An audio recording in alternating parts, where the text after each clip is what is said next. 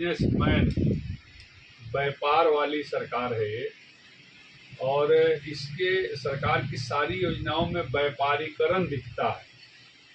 जिस तरह 5 रुपये का प्लेटफॉर्म टिकट आज 30 रुपये का प्लेटफॉर्म टिकट हो गया।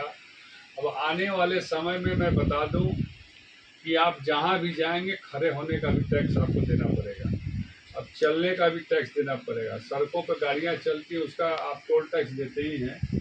धीरे यह सरकार जो है हर चीज़ पर टैक्स लगा देगी, लेकिन राष्ट्रीय सरकार जो है हर चीज़ पर टैक्स लगा देगी, लेकिन राष्ट्रीय समता पार्टी यह कहना चाहती है कि सारे टैक्सों को माफ़ कर दो और एक टैक्स, जैसे प्रधानमंत्री जी ने कहा था कि 1 नेशन 1 एजुकेशन और 1 टैक्स, लेकिन टैक्स कहाँ एक लिया जा रहा है। व्यापारी खरीदने जाता है तो टैक्स देता है, लेकर आता है तो रास्ते में टैक्स देता है, जब हमको बेचता है तो भी टैक्स लेता है। तो यह टैक्स जीएसटी लगाकर कई तरह से टैक्स लिया जा रहा है। तो यह सरासर गलत है और लोगों को उलझाया गया है जीएसटी के टैक्स में, लेकिन जो प्रधानमंत्री जी कहे थे वो पूरा हुआ नहीं। सचिन दास जी, निर्मला सीतारमण ने कहा है कि ये जो टैक्स और जो खुदरा में बिक रहा है उस पर कोई टैक्स नहीं लगा है, ये भ्रम फैलाया जा रहा है। इस पर आप क्या कहना चाहते हैं? सीतारमण जी को तो लोकसभा और राज्यसभा में बोलना है ना। बनिया के दुकान पर सामान तो सीतारमण जी को खरीदने जाना नहीं है। आप देख लीजिए, आज ही हमने अखबार में देखा है कि जो 25 रुपये किलो आटा था वो 32 रुपये किलो हो गया है। तो बनिया या तो बनिया इसका मजा ले रहा है टैक्स के नाम पर जो सामान बेच रहा है, तो बनियों को अंकुश में ले आए, पहले तो खुदरा बेचने वाले लोगों को ले आए। जो ही वहाँ से टैक्स लगा खाद्य सामग्री पर, खाने वाले सामानों पर, इन लोगों ने अपना रेट बढ़ा दिया। इनके दुकान में टैक्स गया या नहीं गया, इनसे लिया जा रहा कि नहीं लिया जा रहा, वो तो बात की चीज़ है।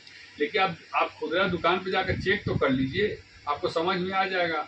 और सीतारमण जी को कहाँ वो जाती है खुदरा की दुकान पर सामान खरीदने, उनको फ़ोन करती होंगी, उनके घर सामान आ जाता होगा। 5 तारीख को कितनी संख्या में जाएंगे जाके मॉडल्स मिलने? अब देखिए, अभी हमारी नई पार्टी है और मुझे बहुत भीड़ भाड़ लेकर वहाँ तो जाना नहीं, पत्रक देने जाना है महंगाई के खिलाफ। अब हम सूचना हमने लोगों को दिया, जितने भी लोग जुट जाएंगे सबको लेके जाएंगे। अनुमानन क्या संख्या रहेगी? अनुमानन 50 आदमी से कम नहीं रहेगा। जैसा कि आप जानते हैं धारा 44 लागू है, उसके बाद ही 50 की संख्या कैसे ली जा सकती है? देखिए धारा 144 का कोई उल्लंघन नहीं है कि मैं शशि प्रताप सिंह, राष्ट्रीय संयोजक राष्ट्रीय समता पार्टी। बात करें जिस तरह से महंगाई का आप लोग विरोध कर रहे हैं, महंगाई बेरोजगारी को लेकर विरोध कर रहे हैं, किस तरह का ये है जो बीजेपी नहीं सुन रही है, आप लोग विरोध कर रहे हैं? देखिए, बीजेपी सुनेगी। 5 तारीख को मैं जिला मुख्यालय पर जिलाधिकारी जी के द्वारा मुख्यमंत्री जी को एक पत्रक सौंपूंगा। जिस तरह से खाने वाले सामानों में जीएसटी को लगाया गया है और जीएसटी को बढ़ाया गया है, और रसोई घर में रहने वाली महिलाएं जो हमारे घर की और आपके घर सबके घर की है, उनके ऊपर जो मार पड़ी है, और जो सामान 30 रुपये का था वो 38 रुपये का हो गया, जो 25 रुपये का था वो 32 रुपये का हो गया है। तो इस महंगाई से आम जनता बहुत त्राहिमाम कर रही है, और सरकार से आंदोलन के माध्यम से हो या जैसे भी हो, सरकार पर दबाव बनाएगी राष्ट्रीय समता पार्टी कि जीएसटी को कम से कम खाने वाले सामान से हटा दिया जाए। अभी तक तो सारे सामानों को लग रहा था जीएसटी, लोग बर्दाश्त कर लिए किसी भी तरह, लेकिन अब खाने वाले सामानों को भी जीएसटी लगा दे रहे हैं।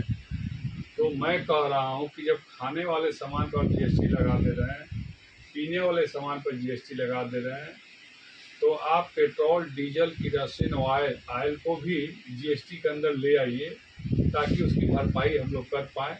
जो 100 रुपया पेट्रोल है वो 60 रुपया हो जाए, और जो डीजल है 90 रुपया वो 40 रुपये हो जाए जीएसटी के अंतर्गत लाने से। तो ये मांग हम लोग करेंगे सरकार से, और सरकार को करना पड़ेगा। सरकार क्यों नहीं करेगी? हमारे बदौलत और हम आम जनता की बदौलत ही सरकार चल रही है।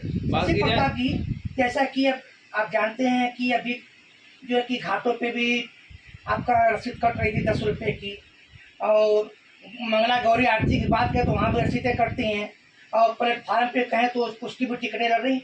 इस संदर्भ में क्या कहना